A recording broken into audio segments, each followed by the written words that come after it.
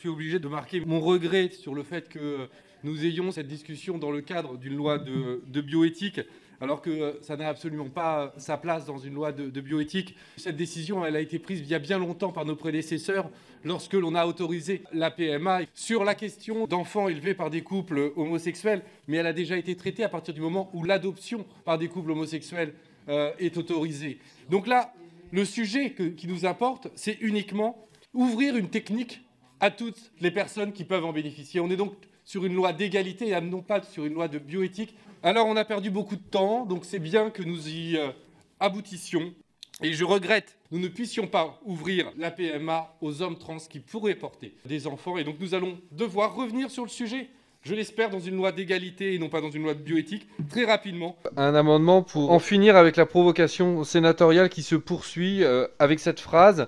Je cite, « Il ne peut être légalement établi de filiation maternelle ou de filiation paternelle à l'égard d'un même enfant par l'effet des dispositions du présent titre. » Par conséquent, nous souhaitons quand même rappeler que l'homophobie ne saurait avoir de place au sein de notre pays, que refuser la possibilité pour deux personnes qui s'aiment de faire famille et, si elles le souhaitent, d'y accueillir des enfants, constitue à notre sens une affirmation que seule la famille hétérosexuelle est reconnue aux yeux de la loi.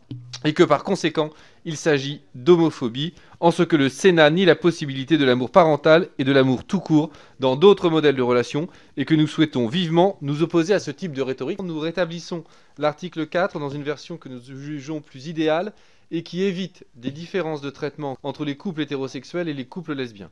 Notamment, nous souhaiterions que la possession d'État, la reconnaissance, la présomption de parentalité soient des façons d'établir une filiation qui soit ouverte à tous les couples et pas uniquement réservée aux couples hétérosexuels.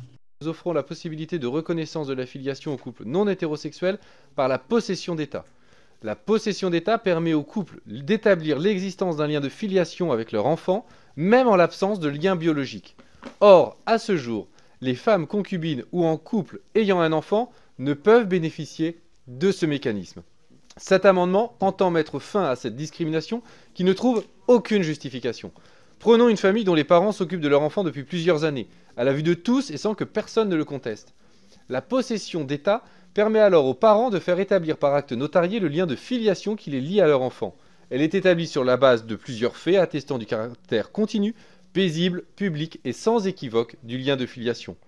Comme l'explique le défenseur des droits Jacques Toubon, l'avantage par rapport à l'adoption est de pouvoir rétroagir au jour de la naissance de l'enfant. Il n'y a par ailleurs pas de conditions liées au mariage. Or, cet établissement de la filiation n'est pas ouvert aux couples de femmes. En effet, à ce jour, aucun homoparent séparé n'a encore réussi à établir la filiation entre son enfant et lui. Et la Cour de cassation s'est appuyée sur l'article 6.1 du Code civil pour refuser l'établissement de la filiation par possession d'État à une mère d'intention dans un couple de femmes.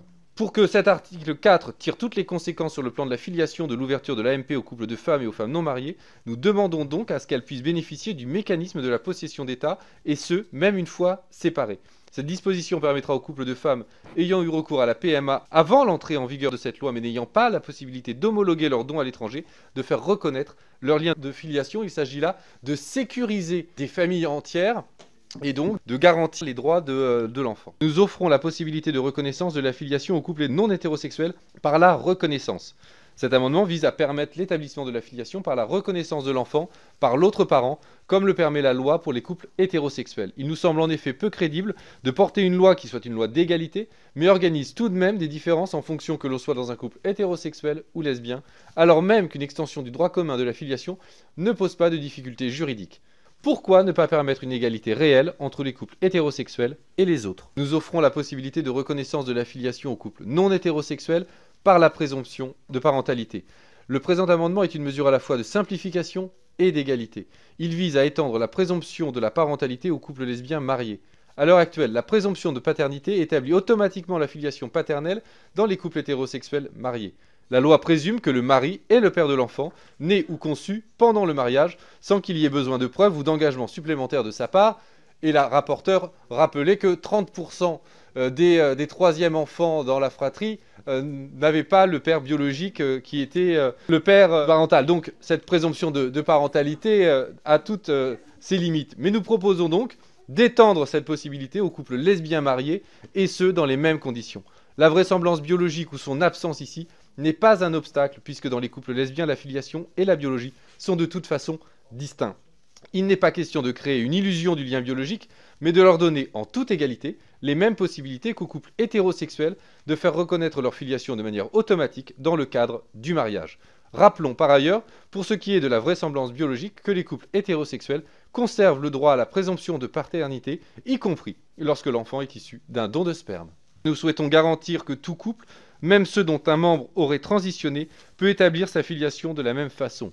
En effet, ce projet de loi laisse subsister en droit les difficultés d'établissement de la filiation à l'égard de leurs enfants pour les personnes ayant effectué une modification de la mention de leur sexe à l'état civil. Cet amendement vise à faire en sorte que, notamment lorsque des personnes ont eu des enfants sans intervention médicale ou via une aide médicale à la procréation sans tiers donneur, le régime de droit commun pour l'établissement de la filiation puisse être appliqué. Et M. Breton se plaignait de ne pas pouvoir dire tout ce qu'il le souhaite sans risquer d'aller devant les tribunaux. Mais je tiens à lui rappeler que nous sommes en République, monsieur. Le régime politique n'est pas neutre et que toutes les opinions ne sont pas bonnes à dire et que certaines opinions sont en fait des délits. C'est le cas du racisme et c'est le cas également de toutes les discriminations à l'égard des personnes en fonction de leurs origines, en fonction de leur identité de genre, en fonction de leur orientation sexuelle.